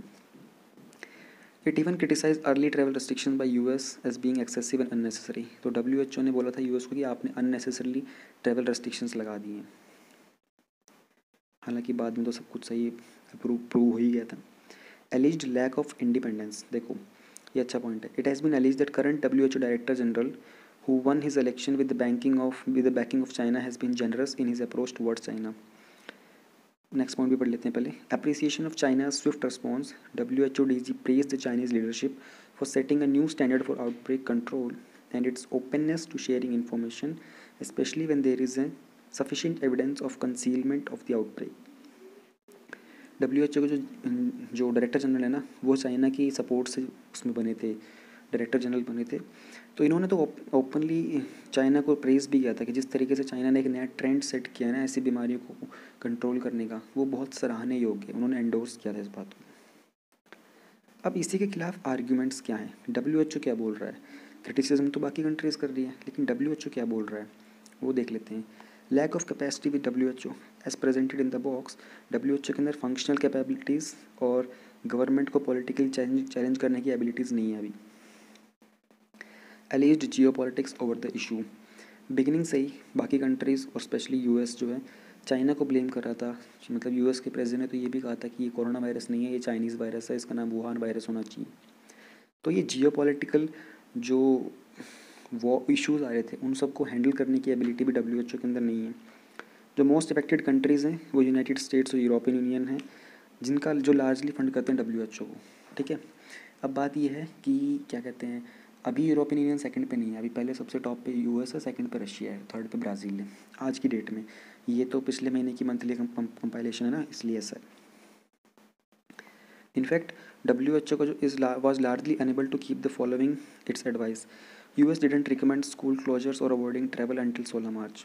जब US इसने WHO ने रिकमेंडेशंस दे दी थी ना, उसके बाद US ने स्कूल वगैरह को 16 मार्च तक बंद नहीं किया था। UK keep chatting between the US now. UK के अंदर तो यही प्रॉब्लम हो रहा था कि WHO की रिकमेंडेशन सुने या फिर अपनी कंट्री के खुद के रूल बनाए, क्योंकि उन्होंने बिलीव था कि इनकी हर्ड इम्यूनिटी है। हर्ड इम्यूनिटी क्या होता है, जब लार्ज अमाउंट में कुछ लोग होते हैं वो इम्यूनिटी शो करते हैं, उनको इम्पैक्ट नहीं होता इतना सारा, और कहीं ना कहीं उनको लगता है कि ये एक इनडायरेक्ट उनको वो एसिम्टोमेटिक भी होते हैं साथ में, ठीक है। उसी चीज़ को हर्ड इम्यूनिटी कहा जाता है, यानी कि एक ग्रुप के अंदर मोस्टली लोग जो इम्यून हैं इस चीज़ से। तो UK को ये लग रहा था कि हमारे यहाँ तो हर्ड इम्यूनिटी है। डेवलपमेंट ऑफ वैक्सीन की बात करते हैं, जो WHO के एफर्ट्स थे एडवांस डेवलपमेंट के कोरोना वायरस के वैक्सीन थेरेपेटिक्स के, वो अप्रिशिएट किए गए थे। काउंटरिंग मिस इन्फॉर्मेशन, WHO ने इन्फॉर्मेशन शेयर करने के मामले में और मिस इन्फॉर्मेशन को रोकने के मामले में बहुत अच्छे एफर्ट्स लगाए थे। अब WHO के कॉमन इश्यूज़ क्या होते हैं वो देख लेते हैं। लैक ऑफ डिफाइंड फंक्शंस, कोई सिंगल डॉक्यूमेंट नहीं है हमारे यहाँ पर जिसमें WHO के सारे रूल्स वगैरह डिफाइंड हो। अलग अलग चीज़ें हैं, ट्रीटीज़ हैं, रेगुलेशंस हैं और रेजोल्यूशंस हैं, अलग अलग है, बंडल है, एक सिंगल डॉक्यूमेंट नहीं है। तो सिंगल डॉक्यूमेंट होना चाहिए। रिकमेंडेटरी पावर्स हैं, देखो रिकमेंडेटरी पावर का मतलब क्या हुआ, ये रिकमेंड कर सकता है, ऑथराइज़ नहीं कर सकता इतना ज़्यादा। दूसरी कंट्रीज़ को बोल देगा कि आप इस तरीके के स्टेप्स फॉलो करो।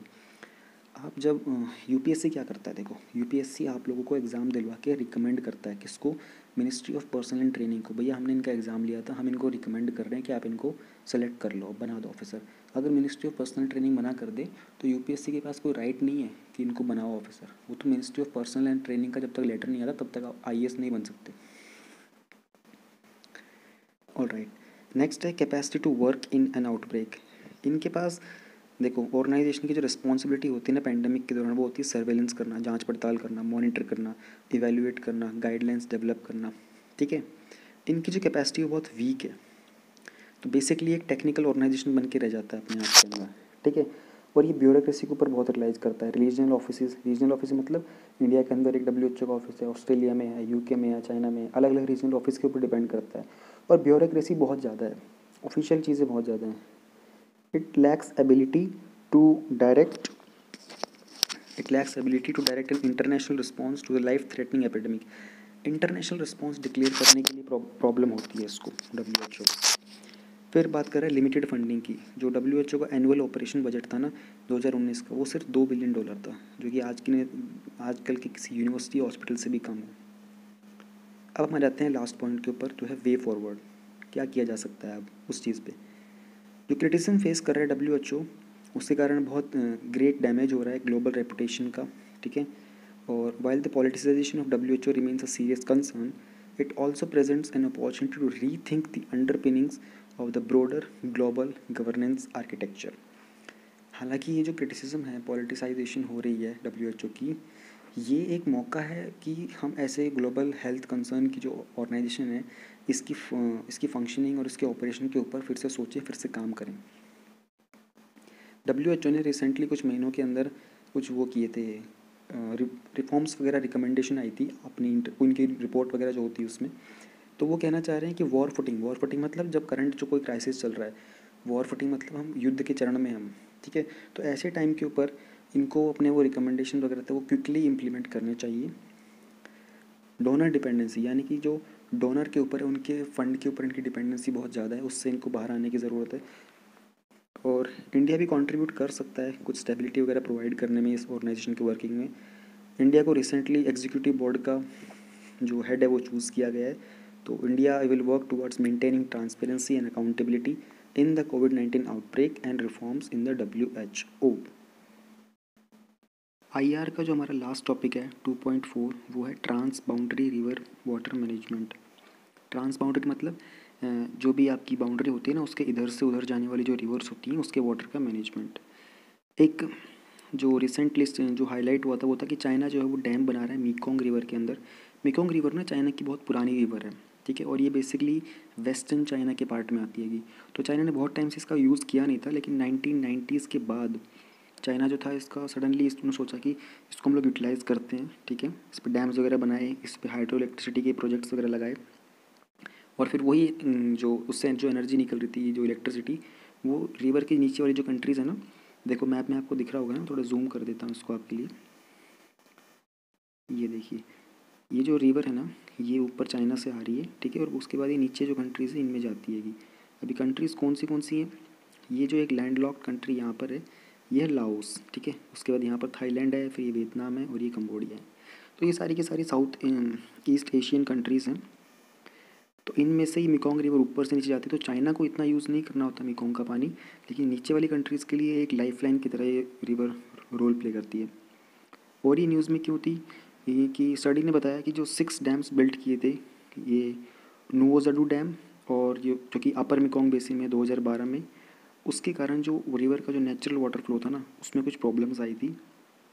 ऑल्सो सेटेलाइट का जो डेटा है तो 1992 से 2019 तक का, वो ये बताता है कि जो अबव एवरेज रेनफॉल होने के बावजूद भी इन एरियाज़ के अंदर, लोअर मेकोंग एरिया में पानी की कमी है। ये सेटेलाइट का डेटा ने बताया है। इंडिया ने भी अपना कुछ कंसर्न जताया था ये चाइना को लेकर, कि चाइना जो है ब्रह्मपुत्र के ऊपर डैम बिल्डिंग कर रहा है। और एक और भी चीज़ कुछ साल पहले जो न्यूज़ में थी वो थी कि कुछ साल पहले का न्यूज़ में है ये बात, तो कि चाइना जो है ब्रह्मपुत्र का जो हाइड्रोलॉजिकल डेटा होता है वो इंडिया के साथ शेयर नहीं कर रहा है। हालांकि ट्रीटी वगैरह भी हुई थी, but still it's not working out. और 2015 में चाइना ने एक पहला जो हाइड्रो पावर प्रोजेक्ट था ना, ये जैंगमू के ऊपर, वो ऑपरेशनलाइज कर दिया था। और 3 डैम और हैं, वो भी डेवलपमेंट के अंदर है। कहाँ कहाँ, डागू, जिक्स्यू और जियाचा, ब्रह्मपुत्र में। तो इसी के कारण क्या होता है, एक डिबेट होती है ट्रांस बाउंड्री रिवर मैनेजमेंट के ऊपर नेबरिंग कंट्रीज़ के बीच में, पानी शेयरिंग के ऊपर। तो नीड क्या है कि एक ट्रांस बाउंड्री वाटर मैनेजमेंट हो, इसकी नीड क्या है। डिपेंडेंसी होती है रिवर के ऊपर। ग्लोबली 260 रिवर बेसिन्स जो हैं वो एक से ज़्यादा दो से ज़्यादा कंट्रीज़ हैं जो आपस में शेयर करती हैं। और इन टोटल मिला के 145 ट्रीटीज़ बनी हुई हैं इनके ऊपर। वाटर स्कैरसिटी भी एक बहुत बड़ा रीज़न हो जाता है। एम्बैंकमेंट डैम्स यानी पानी इकट्ठा करने के लिए जो डैम्स वगैरह बनाए जाते हैं, बाकी स्ट्रक्चर जो बनते हैं रिवर के ऊपर, उसके कारण वाटर का जो स्कार्सिटी का इशू होता है ना, वो बहुत बढ़ जाता है। ग्लोबल रिस्क रिपोर्ट ने बोला था कि जो वाटर स्कार्सिटी है ये one at the top of the biggest societal and economic risk to the world which could put 6% GDP by 2050 into jeopardy. Jeopardy मतलब रिस्क, हार्म। तो ग्लोबल रिस्क रिपोर्ट ने बोला था 2050 तक 6% GDP जो होगी वो रिस्क पे होगी, क्योंकि because of water scarcity. Changing climate over the next 20 years, perceptions of rapidly changing ecosystem may prompt nations to take unilateral actions to secure resources and territorial sovereignty. For India, decreased snow cover will affect the flows in the Indus, Satluj and Brahmaputra, both originating from Tibet. जो climate change हो रहा है ना हमारा, उसके कारण क्या होगा, फ्यूचर में ऐसा हो सकता है कि जो देश वगैरह हैं वो यूनिलेटरल डिसीजंस ले लें, क्योंकि वाटर की कमी होगी, क्लाइमेट का चेंज होगा।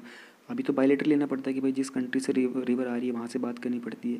फ्यूचर में मे भी इतनी बुरी हालत हो जाए कि वो यूनिलेटरल डिसीजंस ले लें, अटैक कर दें, वॉर करें, या फिर उनके डैम्स वगैरह को ब्रेक करें, ज़बरदस्ती पानी लेने की कोशिश करें, कुछ भी कर सकते हैं, anything can happen.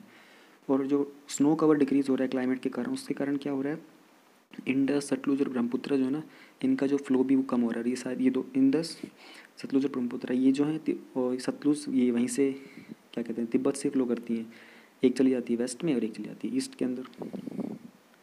Spill over effect क्या होते हैं, जो ट्रांस बाउंड्री वाटर कोऑपरेशन होता है उसके स्पिल ओवर इफेक्ट ये होते हैं कि इसके कारण पॉलिटिकल टेंशन बढ़ जाती है और सिक्योरिटी की बात बढ़ जाती है। जैसे इंडिया के अंदर अगर चाइना के साथ कोई इशू होगा तो कहीं ना कहीं, जैसे डोकलाम इशू हो गया था, सिक्किम के अंदर हो गया था, तो ये छोटे मोटे मोटिवेट होती रहती है। वैल्यू एडिशन बहुत है इसकी इकॉनमी के अंदर। एक बेटर ट्रांस बाउंड्री मैनेज करता है रिवर्स को कमर्शियली, और इसके वैल्यू एडिशन जैसे एग्रीकल्चर का, डैम बिल्डिंग का, पावर जनरेशन का बहुत फ़ायदा होता है। सॉफ्ट पावर जो कि इनसेपरेबल पार्ट होता है आइडेंटिटीज़ का, कल्चर हो गया, रिलीजियस परसेप्शन। तो कल्चर की अगर बात करते हैं तो लाओस का जो फ्लैग है ना, लाओस का फ्लैग इस तरह से है।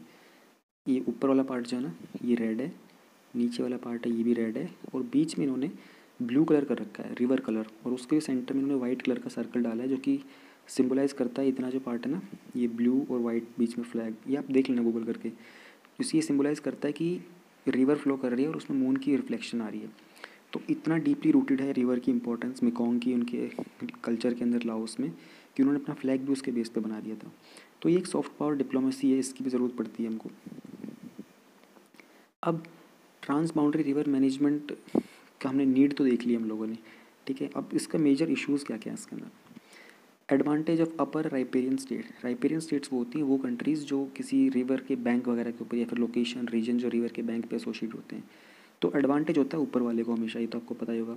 सम कंट्री जैसे चाइना हो गया, उनके पास बहुत इनॉर्मस पावर होती है, क्योंकि मेजर रिवर वहाँ से बहती है, मेकोंग अपने आप में एक बहुत बड़ी रिवर होगी, ब्रह्मपुत्र वहाँ से आ रही है।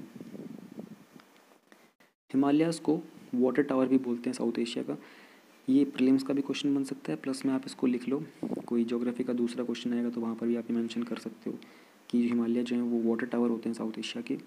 मोस्ट ऑफ द इंडिया की जो नर्दर्न रिवर्स होती हैं ना वो तिब्बत में ओरिजिनेट करती हैं, और चाइना का तो तिब्बत के ऊपर कंट्रोल है ही।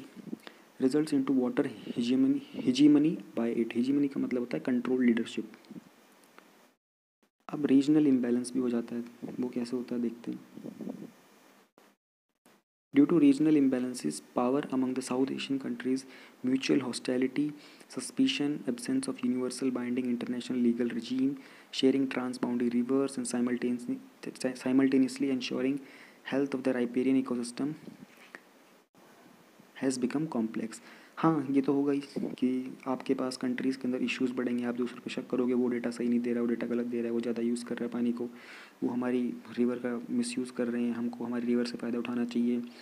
और कोई भी बाइंडिंग इंटरनेशनल रजीम वगैरह जो होते हैं, जो कि यूनिवर्सल लेवल के ऊपर होते हैं, ट्रांस बाउंड्री का डेटा शेयर करते हैं, उसके कारण कहीं ना कहीं जो इकोसिस्टम होता है राइपेरियन, यानी कि जो रिवर के बैंक्स पे जो टेरिटरीज़ होती हैं, रीजन्स होते हैं, उनको कुछ कॉम्प्लेक्सिटीज़ फेस करनी पड़ती है। फेडरल इशू यानी कि गवर्नमेंट का इशू, ये तो होगा ही। देखा, मैं एक बार आपको बताता हूँ, हिंदी में मैंने एक बार पढ़ा था, सरकार सरकार इसको बोलते हैं, सरकार बोलते हैं सरक सरक कर चलने वाली कार को। तो लोग कहने की कहावत है ये। तो फेडरल इश्यूज़ हर जगह पर होते हैं, जैसे कि वेस्ट बंगाल इंडिया के अंदर जो है वो अपोज कर रहा है टीस्टा का एग्रीमेंट। टीस्टा के एग्रीमेंट के अंदर बांग्लादेश के साथ सेंट्रल गवर्नमेंट कुछ वो डेटा शेयरिंग का काम करना चाहती है, लेकिन अपोज कौन कर रहा है? वेस्ट बंगाल। किसके साथ? इंडिया के साथ। इंडिया के साथ मतलब है सेंट्रल गवर्नमेंट के साथ, मतलब वेस्ट बंगाल में और जो वहाँ की स्टेट गवर्नमेंट है, जो सेंट्रल गवर्नमेंट है, थोड़ा सा डिस्प्यूट है। नेक्स्ट हम बात करते हैं जो बाउंड्री डिस्प्यूट होता है ड्यू टू रिवर्स। इंडिया और नेपाल के बीच स्पेशली एक बाउंड्री डिस्प्यूट चल रहा है। एक सुगौली ट्रीटी भी साइन की गई थी 1861 के अंदर, 1816 में, जो उस टाइम का जो ब्रिटिश इंडिया था उसमें और नेपाल के अंदर, महाकाली रिवर के ऊपर नेपाल में। Lack of data sharing, countries जो हैं आपस में डेटा नहीं शेयर करती हैं। चाइना ब्रह्मपुत्र के साथ डेटा बहुत फ्रिक्वेंटली शेयर करती है। लोअर राइपेरियन स्टेट है ना इंडिया ब्रह्मपुत्र रिवर के अकॉर्डिंग। तो ये तो हम लोगों ने देख लिया नीड क्या है। अब एक बार हम लोग जरा ये कॉपरेशन देख लेते हैं और कौन से इंडिया के स्पेशली हमको पता होने चाहिए। इंडिया की इंडस वाटर ट्रीटी है 90 से, नहीं ये 1960 होना चाहिए, गलत थोड़ा टाइप हो गया है। 1960 की है इंडिया की इंडस वाटर ट्रीटी जो है ना। एक एग्रीमेंट था इंडिया का कोऑपरेशन का बिटवीन इंडिया और पाकिस्तान। और पाकिस्तान की आज बड़ी एक सैड न्यूज़ आ रही है यार, मैंने सुना कि कोई फ़्लाइट वगैरह थी लाहौर से कराची, वो क्रैश हो गई है। पता नहीं 100+ people were there. I don't think anyone has survived. It's a kind of very sad news. चलो हम अपने पे काम करते हैं। इंडो बांग्लादेश का जो जॉइंट रिवर कमीशन है JRC, ये 1972 के अंदर हुआ था इंडिया और बांग्लादेश के बीच में, फ्रेंडशिप, कोऑपरेशन, पीस के लिए ये इस्टेब्लिश किया गया था। टू मेंटेन द लाइजन होता है कि दो और दो से ज़्यादा लोगों के बीच कम्युनिकेशन जो होता है ना, उसको मेंटेन करके रखने के लिए, ठीक है। तो ये इंडिया और बांग्लादेश के बीच में था, क्या था? JRC। ये आपको नाम पता होने चाहिए सारे के सारे इन ट्रीटीज़ के, कहीं भी आ सकता है। गंगा ट्रीटी हुई थी इंडिया और बांग्लादेश के बीच 1996 के अंदर, जो फ़रक्का बैराज है। फ़रक्का बैराज वेस्ट बंगाल के मुर्शिदाबाद में है। वहाँ के थ्रू जो सरफेस वाटर है गंगा का, उसको कैसे शेयर करना है। Koshi agreement, Gandak agreement, Tanakpur barrage agreement, Mahakali treaty, ये सारे के सारे हमारे नेपाल के साथ हैं। और हाइड्रो पावर एनर्जी के लिए भी हम लोग वहाँ पे यही एग्रीमेंट यूज़ करते हैं। इंडिया और भूटान के बीच में एग्रीमेंट हुआ था जो चुका डैम है वांगचू रिवर के ऊपर, वहाँ पर भूटान जो है लो कॉस्ट इलेक्ट्रिसिटी डेवलप करता है और उसको फिर अपने फाइनेंसेस इंप्रूव करने के लिए यूज़ करता है। यार भूटान के बारे में एक बड़ी खूबसूरत बात आपको बताता हूँ। वहाँ के लोग ना अपने ट्रेडिशन, उनका ना यूनिफॉर्म है, मतलब सबके लिए कंपलसरी, उनका जो पहनावा है ना वो कंपलसरी है वहाँ पर। आप ऐसे ही रैंडम वहाँ पे, हाँ टूरिस्ट लोग फॉरेनर होते हैं वो नॉर्मल अपने कपड़े पहन सकते हैं, but if you are the resident of Bhutan आपको उनका वो एक जो चोगा सा होता है ना वो पहनना पड़ता है। So it's in a kind of very beautiful thing about their culture. Next हमारा क्या है? इंडिया और चाइना का जो डेटा शेयरिंग का जो एग्रीमेंट है, ट्रीटी है, 2006 में इंडिया ने चाइना के साथ साइन किया था। और उसके बाद इस एग्रीमेंट के मेमोरेंडम को रिन्यू भी किया गया था 2013 में और 15 के अंदर।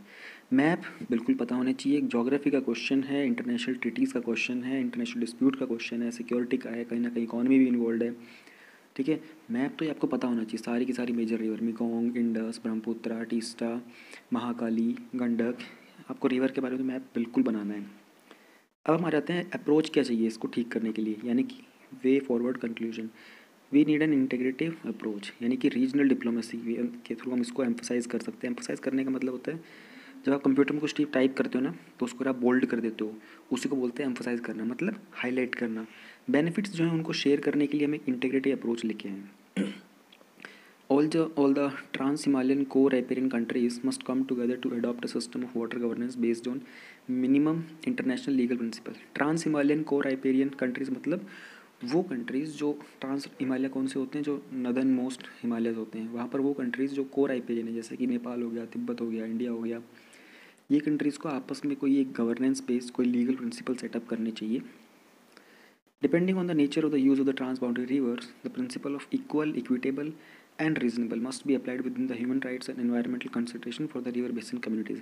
I am damn sure कि ये विजन वालों ने ये वाली लाइन ना किसी थिंक टैंक की किसी रिपोर्ट से उठाई है। इतनी खूबसूरत कोई थिंक टैंक ही लिख सकता है, मे बी इनके किसी ने लिखी हो, लेकिन बहुत अच्छी लाइन है। थैंक्स टू विजन इतना खूबसूरत पॉइंट देने के लिए। ये तो भैया आपको कंठस्थ होना चाहिए, ऐसे में भी यूज़ कर सकते हो इसको। इस प्रिंसिपल के ऊपर इक्वल, इक्विटेबल और reasonable human rights and environmental consideration, बहुत ही खूबसूरत लाइन है।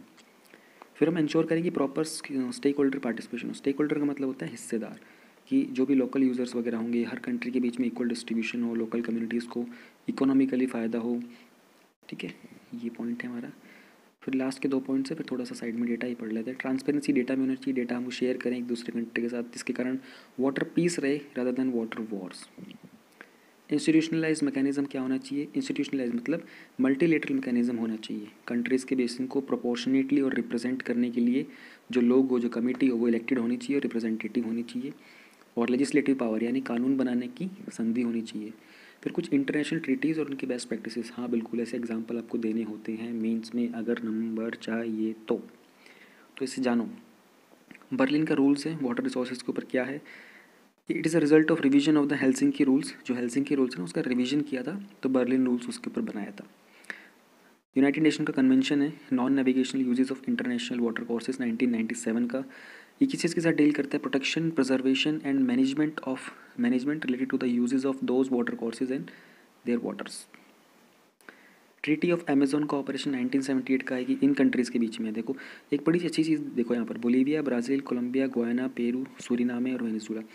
लगभग आपने हर एक का नाम कहीं ना कहीं कभी या तो किसी न्यूज़ में सुना होगा, किसी आर्टिकल में पढ़ा होगा, न्यूज़पेपर में देखा होगा, किसी मूवी में देखा होगा हो सकता है। लेकिन सूरीनामे हो गया, गुयाना हो गया, ये दो कुछ ऐसे नए से नाम हैं जो बहुत कम सुनने को मिलते हैं। बस यहीं से प्रीलिम्स का क्वेश्चन बन जाता है। ऑप्शन में कहीं एक जगह टाक देंगे सूरीनामे में, भी किसी कॉन्टिनेंट का पूछ लेंगे, यूरोप दे देंगे, पैसिफिक ओशन दे देंगे, एक अटलांटिक ओशन दे देंगे, एक दे देंगे साउथ अमेरिका। आंसर क्या होना चाहिए? South America. सारी की सारी साउथ अमेरिकन कंट्रीज़ हैं। ये मैंने अमेज़न की बात की तो आपको बताते हैं जो मिकोंग रिवर है ना, ये एशिया की अमेज़न बोला जाता है इसको, साउथ ईस्ट एशिया की अमेज़न। और साउथ एशिया की सबसे लॉन्गेस्ट रिवर कौन सी है? वो वाइस है ना, यांगजे करके, चाइना की है वो है। और मिकोंग जो है ना, एशिया की 7th लार्जेस्ट रिवर है मिकोंग। और मिकोंग रिवर कमीशन क्या है? ये एक मेजर मल्टीलेटरल डेवलपमेंट है किन कंट्रीज़ के बीच? Thailand, Laos, Cambodia, Vietnam. मैंने आपको मैप में दिखाया था, 1995 में बनाया था। तो अब हमारे इंटरनेशनल रिलेशंस यहाँ पे ख़त्म हो चुके हैं। नेक्स्ट वीडियो में हम लोग क्या डिस्कस करेंगे एक बार देख लें। पॉलिटी हो गया, इंटरनेशनल रिलेशन हो गया, नेक्स्ट हमारा है इकॉनमी। कितने टॉपिक्स हैं इकॉनमी में? 15 और 4 19, यानी कि तो 4 दिन के टॉपिक्स हैं। तो एक काम करते हैं, पहले कुछ छोटे टॉपिक्स निपटा देते हैं। तो चलो पहले सिक्योरिटी करते हैं। 2 टॉपिक्स है इसमें, security, environment, social issues, science tech, culture, ethics. और न्यूज़ इन शॉर्ट तो मैं एक ही वीडियो में निपटा दूँगा सारे। तो ठीक है, इकॉनमी हम लोग फिर लास्ट में करेंगे, क्योंकि इकॉनमी ना जनरली लोग बहुत बोर हो जाते हैं। तो इकॉनमी लास्ट में करेंगे, बाकी जो मेजर हमारे उन सबको निपटाते हैं पहले नेक्स्ट वीडियो में। पॉसिबली मैं कल सिक्योरिटी की डाल दूँगा। हाँ 2 ही टॉपिक है ना, सिक्योरिटी प्लस ये कल्चर और एथिक्स, 3 चीज़ें एक साथ डाल दूँगा। हाँ ये सही रहेगा, एक साथ 3 चीज़ें डाल दूँगा, ठीक है। और बाकी डेली इनसाइट के करंट अफेयर देखते रहो। मुझे बताओ कि अगर जो करंट अफेयर्स में दिक्कत आ रही है रूटीन बनाने में, तो मैं आपको एक बड़ा मस्त तरीका बताता हूँ जुगाड़ का, एग्जैक्टली जो लोग फॉलो करते हैं। ऐसे ही नहीं बोल दूंगा कि ये कर लेना चाहिए, बताऊंगा कि करा कैसे जा रहा होता है, एक एस्पिरेंट एक दिन में क्या कर रहा होता है बैठ के, कौन से रिसोर्सेज यूज़ कर रहा होता है, उस तरीके से बता सकता हूँ। अगर आपको ज़रूरत है तो मुझे कमेंट में बताना कि आपको ऐसा कुछ सुनना है मेरे से, फिर मैं उस पर बात करूँगा। Okay, tata bye bye.